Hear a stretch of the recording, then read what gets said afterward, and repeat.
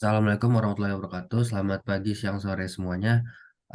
Kami dari kelompok 4 akan mempresentasikan tugas kami yang berjudul Optimizing Electronic Cooling Through Free Convection, di mana dengan teman-teman saya yaitu Galia Hendra, Hans Rando Fahri, Kevin Akbar, dan saya sendiri Rehan Astria Jaya Putra. Next. High Performance Electronic Rack. Rack elektronik dalam konteks pusat data adalah struktur atau perangkat yang dirancang khusus untuk menampung, mengatur, dan menyediakan tempat bagi perangkat elektronik yang digunakan dalam operasional pusat data. Pusat data adalah fasilitas yang berfungsi untuk menyimpan, mengelola, dan memproses data secara besar-besaran, termasuk server, penyimpanan data, jaringan, dan komponen lain yang mendukung operasi TI, organisasi atau perusahaan. Contohnya adalah NASA Data Center. Next.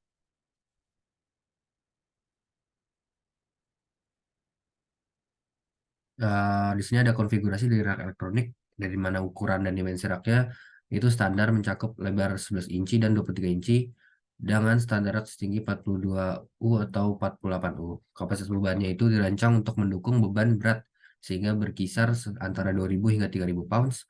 Distribusi dayanya uh, seringkali mencakup unit distribusi daya PDU yang redundan dengan fitur seperti pemantauan daya jarak jauh dan manajemen. Selanjutnya ada pendinginan dan aliran udara. Rak kinerja tinggi dirancang untuk pendinginan efisien dan pengelolaan aliran udara seperti pintu depan dan belakang berlubang, panel atap yang dapat dilepas, dan fasilitas untuk kipas pendingin. Dan keamanannya di mana pintu depan dan belakang di sini dapat dikunci atau panel samping. Seringkali dilengkapi dengan mekanisme penguncian canggih dan sistem pengendalian akses untuk meningkatkan keamanan fisik. Lalu dilanjutkan dengan komponennya. Ada server enterprise, server yang dipasang di rak digunakan untuk komputasi, virtualisasi, dan pemrosesan data. Terus juga ada switch dan router jaringan, peralatan jaringan berkapasitas tinggi untuk pengalihan dan penyaringan lalu lintas data. Lalu ada sistem penyimpanan terpasang di rak, ada SAN, Storage Area Network, dan NAS, Network Attached Storage. Lalu server blade, di mana dirancang untuk menampung beberapa modul server pisau untuk komputasi dan berkepadatan tinggi. Lalu ada sistem cadangan daya, yaitu UPS untuk menyediakan daya terus-menerus dalam kasus pemadaman listrik. Lalu ada unit pendinginan, di mana unit pendingin di rak atau sistem pendingin udara untuk menjaga suhu optimal dalam rak, perangkat keamanan, firewall, sistem deteksi, pencegahan intrusi, dan perangkat keamanan lainnya. Lalu ada PDU, unit distribusi daya dipasang di rak untuk manajemen daya efisien, KVM switch, switch keyboard, video, dan mouse, sensor lingkungan, sensor untuk memantau suhu, kelembaban, dan kondisi lingkungan lainnya. Next.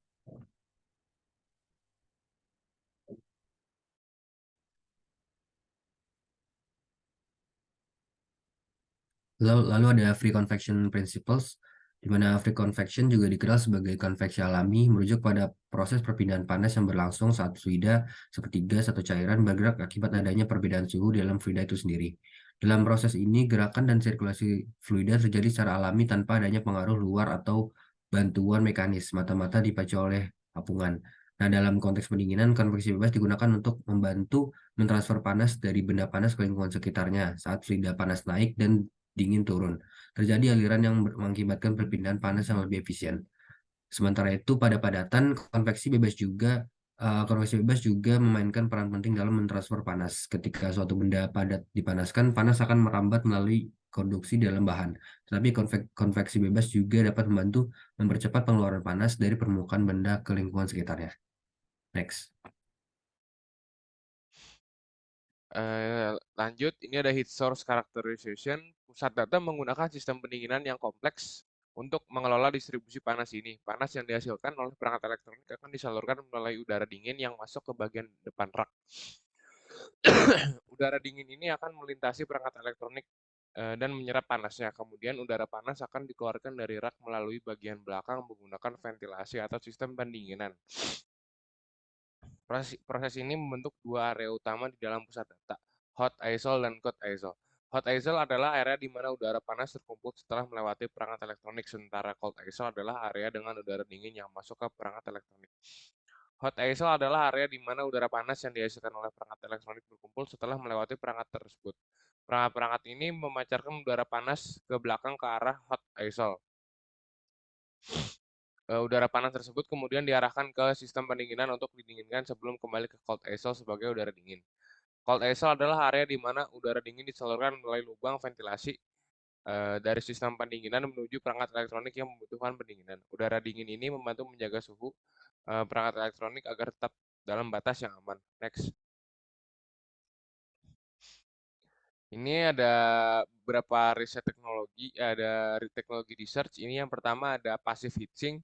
Ini merupakan teknologi research yang menggunakan free convection. Alat logam yang terhubung ke perangkat elektronik seperti CPU atau GPU. Mereka membantu panas keluar dari perangkat ke udara sekitarnya. Terus ada juga heat pipe. Pipa yang membantu panas berpindah dari perangkat panas ke tempat yang lebih dingin dengan bantuan cairan yang berubah menjadi gas dan kembali lagi. Ini ada natural airflow design, tata letak dan desain yang membantu udara bergerak secara alami, membawa panas dari perangkat ke udara sekitarnya.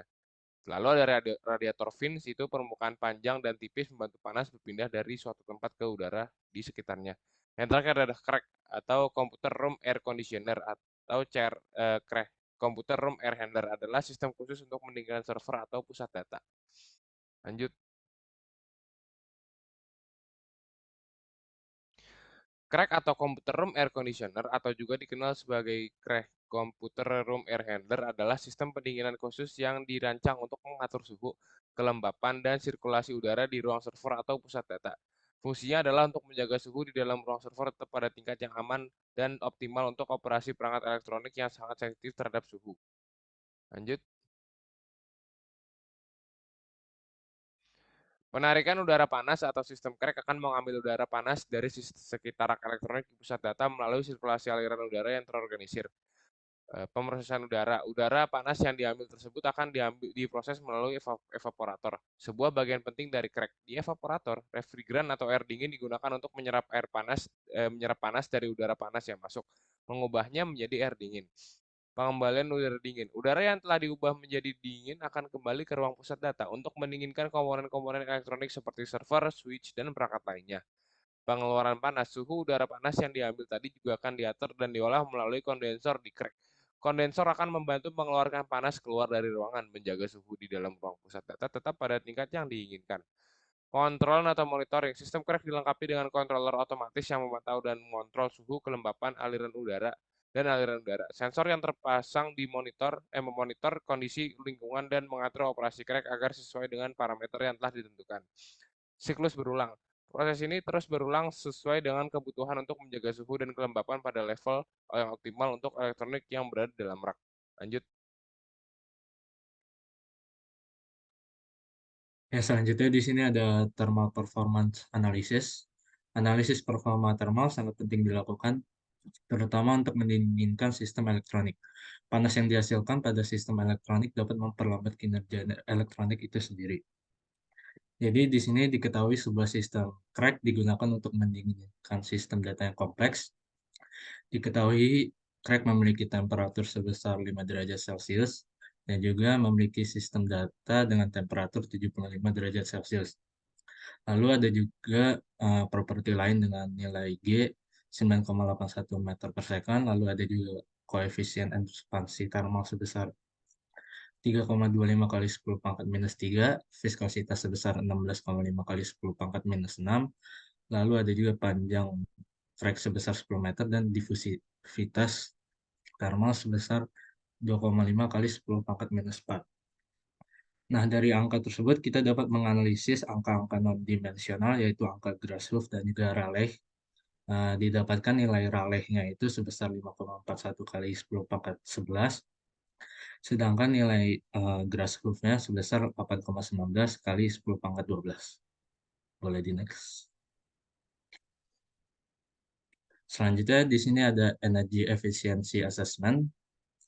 Untuk menghitung konsumsi energi dari sistem pendinginan menggunakan pendinginan crack pada rak elektronik, kita akan membandingkannya dengan metode konveksi paksa konvensional. Di sini kita mengasumsikan daya kompresor crack adalah 5.000 watt dan daya kipasnya ada 2.000 watt. Lalu pusat data ini beroperasi selama 24 jam sehari, 365 hari setahun. Kita dapat menghitung konsumsi energi crack-nya dengan daya kompresor ditambah daya kipas dikalikan dengan waktu operasi crack tersebut. Didapatkan konsumsi energi crack-nya selama setahun yaitu 61.320 kilowatt hour. Boleh di next. Selanjutnya kita akan membandingkannya dengan metode konveksi paksa konvensional. Metode ini melibatkan penggunaan kipas atau blower untuk menghasilkan aliran udara buatan di sekitar perangkat elektronik. Konsumsi energi dari sistem konveksi paksa ini tergantung pada daya watt kipas ataupun blower yang digunakan, dan juga waktu operasi sistem tersebut. Untuk perbandingan, kita dapat menggunakan perhitungan yang sama seperti yang telah dijelaskan sebelumnya. Asumsikan daya kipas adalah 2000 watt dan juga pusat data beroperasi selama 24 jam sehari, 365 hari setahun. Perhitungannya, kita dapat mengalihkan daya kipas dikalikan waktu operasi konsumsi energi konveksi, sehingga didapatkan konsumsi energi konveksinya adalah 17.520 kilowatt hour per tahun. Jadi sistem crack menggunakan 61.320 kilowatt hour energi per tahun, sementara pada metode konveksi paksa konvensional menggunakan 17.520 kilowatt hour per tahun. Dalam contoh ini, sistem crack memiliki konsumsi energi yang lebih tinggi dibandingkan dengan metode konveksi paksa konvensional. Ini menunjukkan bahwa metode konveksi paksa konvensional mengonsumsi energi 48% lebih rendah dibandingkan dengan crack. Lanjut. Selanjutnya, di sini ada optimization and integration. Dalam mengoptimalkan sistem crack untuk memaksimalkan pembuangan panas melalui konveksi bebas sambil meminimalkan konsumsi energi melibatkan pendekatan strategis. Berikut di sini ada langkah-langkah dan strategi untuk mencapai tujuan tersebut. Yang pertama, manajemen udara efisien dan layout ruangan yang baik. Kedua, gunakan sistem lorong panas atau dingin untuk aliran udara yang efisien. Lalu ada tempatkan unit crack dengan strategis untuk memaksimalkan pembuangan panas. Lalu ada lakukan pemeliharaan rutin. Lalu ada terapkan isolasi termal untuk mengurangi beban pada sistem crack. Lalu ada atur suhu pada tingkat optimal untuk efisiensi energi. Lalu ada juga gunakan variable speed drive untuk mengoptimalkan penggunaan energi. Lalu ada pertimbangan teknologi pendinginan gratis seperti economizer udara. Lalu ada juga pantau dan kelola penggunaan energi secara terus-menerus. Dan yang terakhir, melakukan penilaian kinerja secara berkala untuk perbaikan.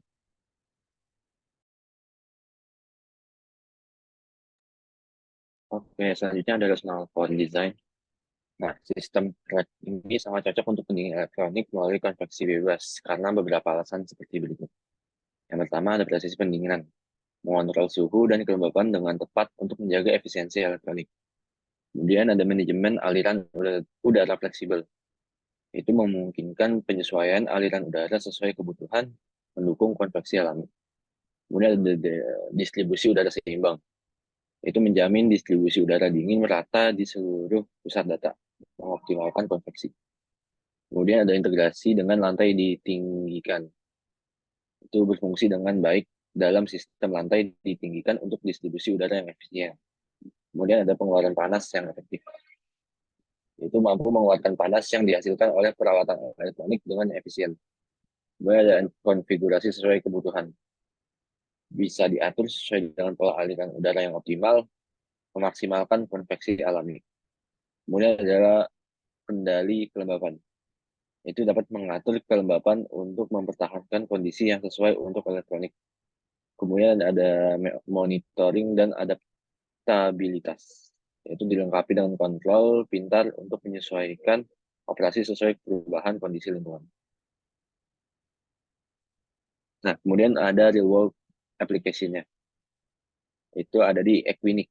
Jadi Equinix ini penyedia pusat data global dan kolokasi telah menerapkan sistem crack dengan memanfaatkan konveksi bebas.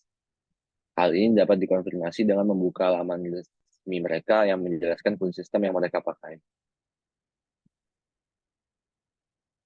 Kemudian ada performance assessment. Dalam mengatasi kebutuhan pengolahan data yang masif dan kebutuhan pendingin alat sistem yang juga besar, Equinix telah mengembangkan sistem pendinginan yang mumpuni. Yaitu ada adaptive control system. Jadi perusahaan ini telah mengurangi konsumsi daya dan meningkatkan kapasitas pendinginan menggunakan manajemen aliran udara aktif, menggunakan sistem distribusi sensor dan kebijakan kontrol yang inovatif. Kemudian ada Shell Thermal Guidelines, yaitu mengurangi konsumsi daya untuk sistem pendingin, namun tetap menjaga temperatur operasi yang aman untuk peralatan komputasi. Selanjutnya ada High Temperature Chilled Water Set Points, yaitu pada perusahaan ini telah mengembangkan desain mereka dan mengembangkan efisiensi penggunaan daya dengan cara meninggikan temperatur air pendingin untuk menghemat energi. Oke, dari presentasi kita mendapatkan beberapa konklusi, yaitu konveksi bebas memungkinkan penggunaan energi yang lebih efisien dalam proses pendinginan. Dengan memanfaatkan aliran udara yang alami, sistem dapat menghemat energi yang biasanya diperlukan untuk menggerakkan udara secara paksa. Dengan memaksimalkan konveksi bebas, pusat data atau instalasi elektronik dapat mengurangi biaya operasional yang terkait dengan sistem pendinginan, termasuk penggunaan daya dan peralatan pendingin. Selanjutnya, konveksi bebas membantu mempertahankan suhu yang stabil di sekitar peralatan elektronik. Stabilitas suhu sangat penting untuk memastikan keandalan dan kinerja optimal perangkat elektronik, menghindari fluktuasi yang dapat membahayakan atau membantu kinerja. Penerapan konveksi bebas untuk mendinginkan elektronik dapat berkontribusi pada peningkatan usia peralatan. Suhu yang lebih rendah dan stabil membantu mengurangi stres panas pada komponen elektronik, memperpanjang masa pakai dan mengurangi risiko kegagalan perangkat. Dengan memaksimalkan konveksi bebas dan mengurangi ketergantungan pada sistem pendinginan yang lebih aktif, penggunaan energi dan jejak karbon dapat diminimalkan. Hal ini sejalan dengan upaya global untuk mengurangi dampak lingkungan. Berikut adalah referensi yang kita pakai untuk kita membuat presentasi kita. Mungkin sekian dari kelompok kami. Mohon maaf bila ada kesalahan kata. Terima kasih. Wassalamualaikum warahmatullahi wabarakatuh.